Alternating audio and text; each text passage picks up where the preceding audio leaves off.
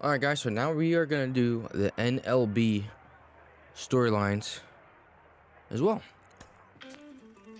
These are so much fun to do last year. I'm excited they brought it back. No sport celebrates and cherishes stories like baseball.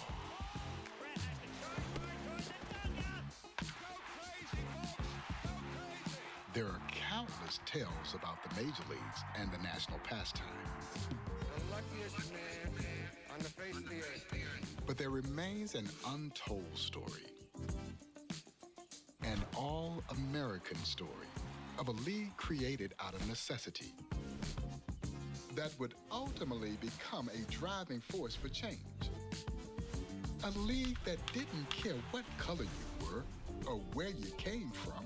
The only thing that mattered was, can you play? And these men and women could absolutely play. By setting new standards and breaking barriers, they would change the game and this country forever. These are the legends. These are their stories. This is the Negro Leagues.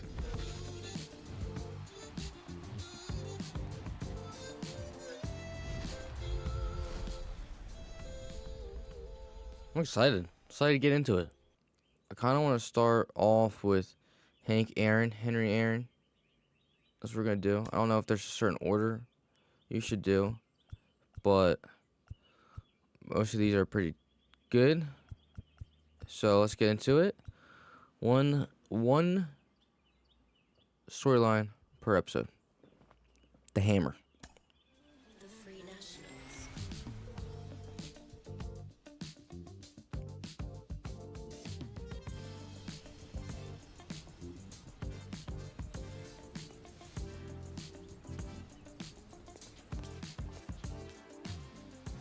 The beauty of baseball is that it is the most romanticized sport of them all.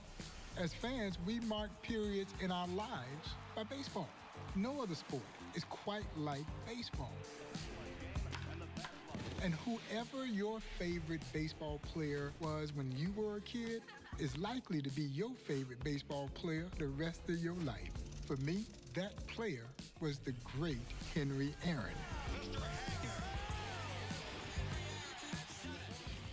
As a kid growing up in Crawfordville, Georgia, Henry Aaron was my all-time favorite player and my childhood idol.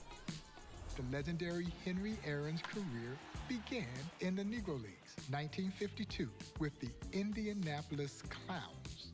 At that time, he was a skinny, cross-handed hitting shortstop. And so in the case of Mr. Aaron, he was a right-hand hitter who was hitting with his left hand on top. That is unorthodox. The fear is that you would break your wrist hitting in that manner. Henry Aaron is knocking the cover off the baseball in a highly unorthodox fashion. And the rest, as they say, is history. He would be shortly after discovered by the Boston Braves, who would become the Milwaukee Braves, who of course would become the Atlanta Braves, and Mr. Aaron will go down in this sport as one of his all-time greatest players. But it all began in the Negro Leagues in 1952.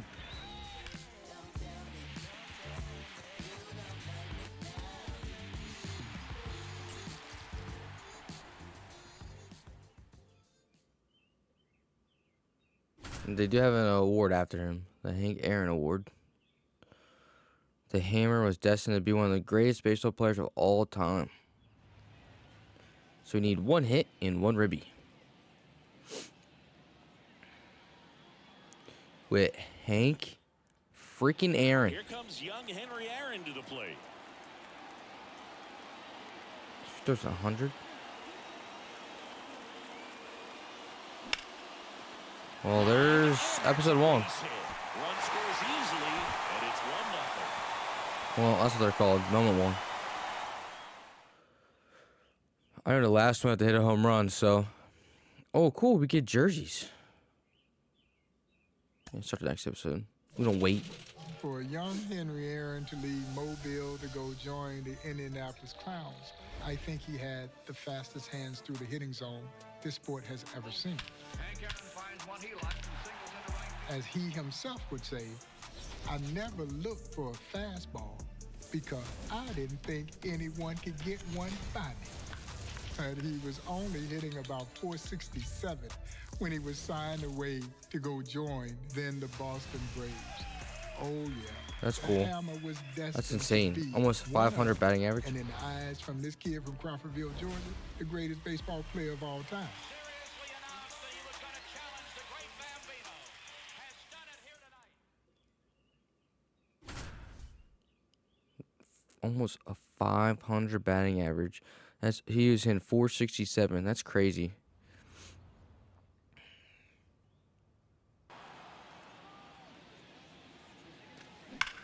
On a line out towards center. Oh, we have like a good card. 105 contact. Oh my gosh.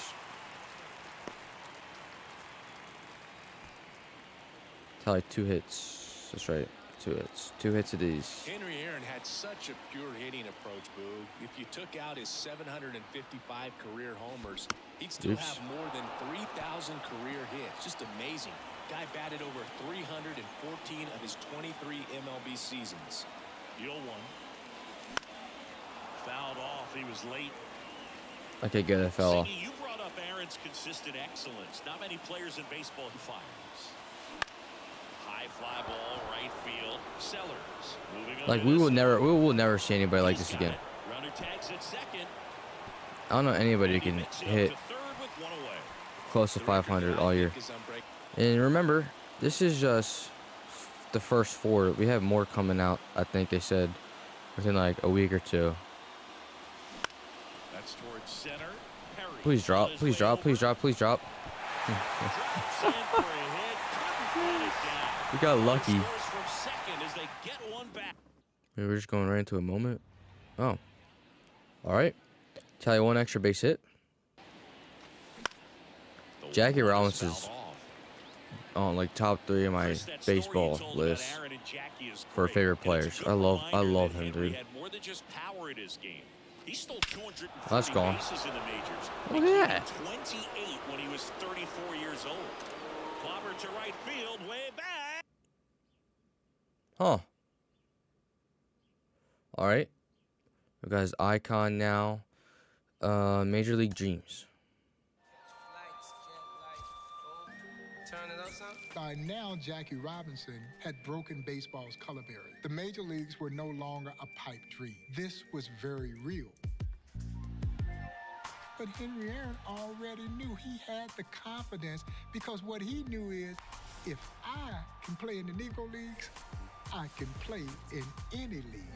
That's how great the talent was in the Negro Leagues. And for those Negro League players and his Indianapolis Clown teammates, they were never bitter. They may have lamented the fact that this happened when they were beyond their prime. But what did they do? They protected that young ball player as much as they could. They tried to shield them from as much of the harshness that life on the road in the Negro Leagues presented, because they knew that a young Henry Aaron had an opportunity. And Henry Aaron and Ernie Banks and the other young stars that left the Negro Leagues, they never forgot that. They carried that spirit with them as they continued to make their journey and transition into Major League Baseball. That's so cool.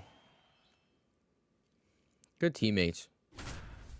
Great teammates. Total bases. So like we said Henry Aaron. in the Derek Jeter storyline, you have to get a hit for it to count as a total base. Fastball, and he gets out of the way. And a 1-1. Popped up, foul territory behind the plate. Not what we were expecting. Like the bigger the PCI is, the less I can get up there to hit On that. the ground to third. It's gonna be close. We're safe. We're sitting. No, we were safe. And that's out number 1 on a tough play. It's been tough for him to get anything going. Dude. Center field. Well, that's dropping, so I should have won. And that'll fall for a base hit. Man, a ball I should have just kept on running. We probably would have gotten it. Well, now we need a double. This ball in 8th. Can we get it? The shortstop takes the ball.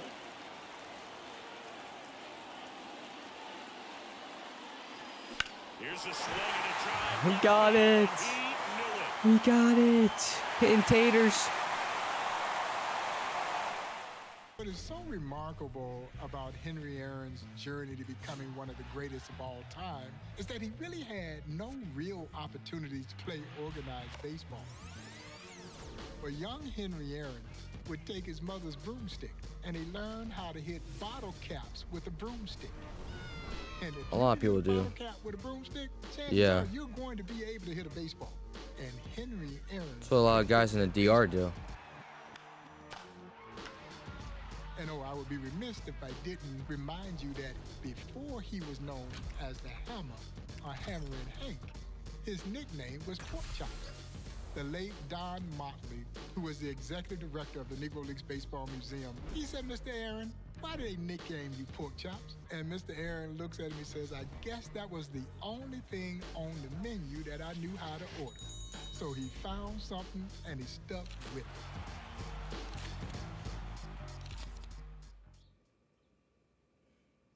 Get one ribby. Is there somebody on Henry base? Aaron Yeah. stepping in with a chance to do some No outs too, damage. so we can get a sac fly here. Reese back to work. That's out Looks to like so. center field. Oh, we got Touches base hit down, actually, that's so. a hit. And they strike first as they take a 1-0 lead. Spring training, episode 6. Buck O'Neill's recollection of Henry Aaron is priceless. They're playing in a spring training game down in Mobile, Alabama, Kansas City Monarchs against the Indianapolis Clowns. Buck and legendary Clowns manager Buster Hayward, they meet at the mound to exchange lineup cards. Buck instantly looks at the lineup card and sees that there's a kid named Aaron batting in the 3-hole. Buster cracks up. He said, "Oh, Buck, you got to see him." Buck said, "Okay, well, we'll see what he got." Well, by the end of that game, this kid, Aaron, had gone 4 for 4 with 2 home runs. Later that night at dinner, Buck says, "Well, Buster, I ain't gonna have to worry about that kid, Aaron." Buster like, "Buck, what you talking about?" Said, "By the time you get to Kansas City, he gonna be gone." True enough, he was signed away by the Boston Braves. All right, ladies and gentlemen, don't go anywhere. We're going to be right back.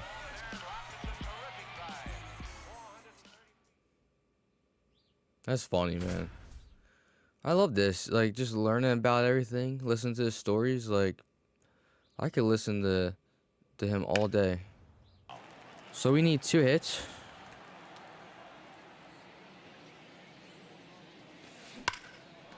That's one. Right center field. We hung the curveball. I actually like the wall back there, the brick wall. And he starts his afternoon off right with a The double. scoreboard being right there, I don't like the scoreboard in the middle of the. After Henry Aaron signed with the I feel like Braves, that, he only but spent 2 it years is what with it the is. You gotta do what you Miners. gotta do. His second year was with Jacksonville in the South Atlantic League.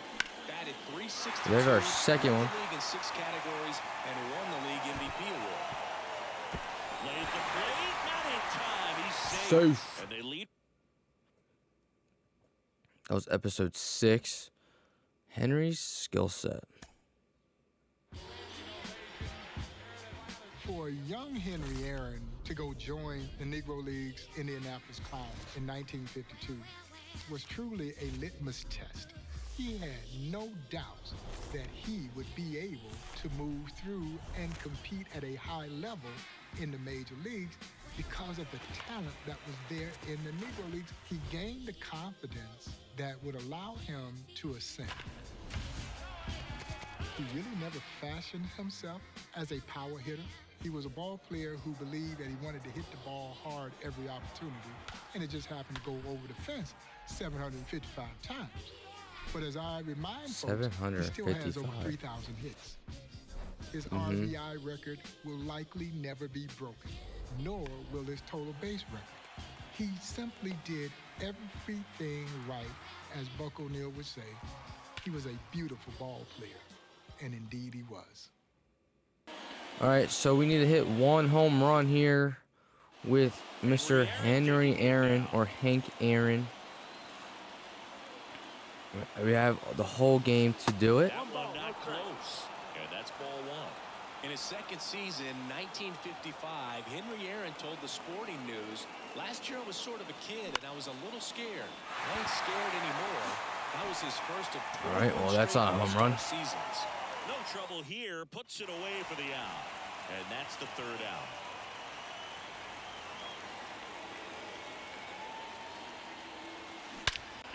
That's gone. There it is. The home run. Over the... Oh, I thought it was going to be... I thought it was going to be over. Out of the park. A memorable museum tour. I think I said that right. I could have butchered it.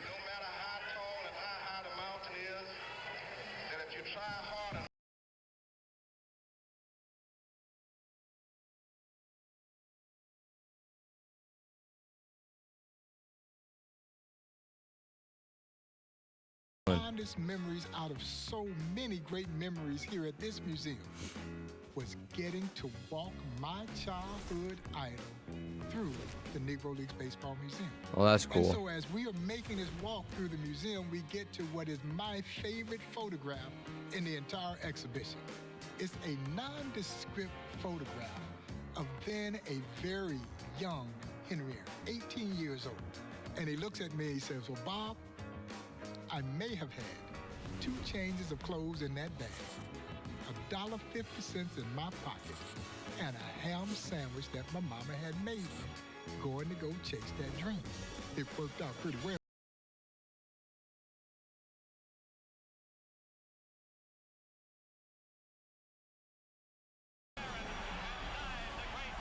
For a lot of visitors who come in, and they're very respectful when I'm telling them the stories of Josh Gibson and the other heroes of the Negro Leagues. But you could almost discern that they're saying to themselves, "I'm sure they were pretty good, but I don't know if they were as good as Bob says they are."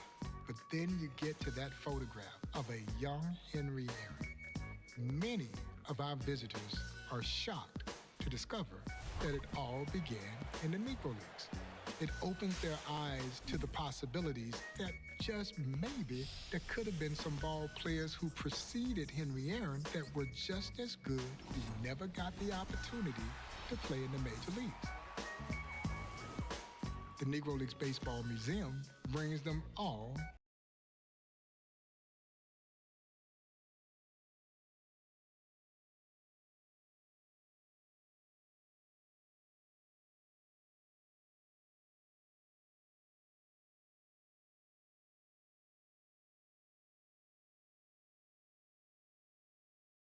I want to go there, to the museum. Let's read his player card for y'all. Yeah, this is not the one that we were playing with. That's probably the 99.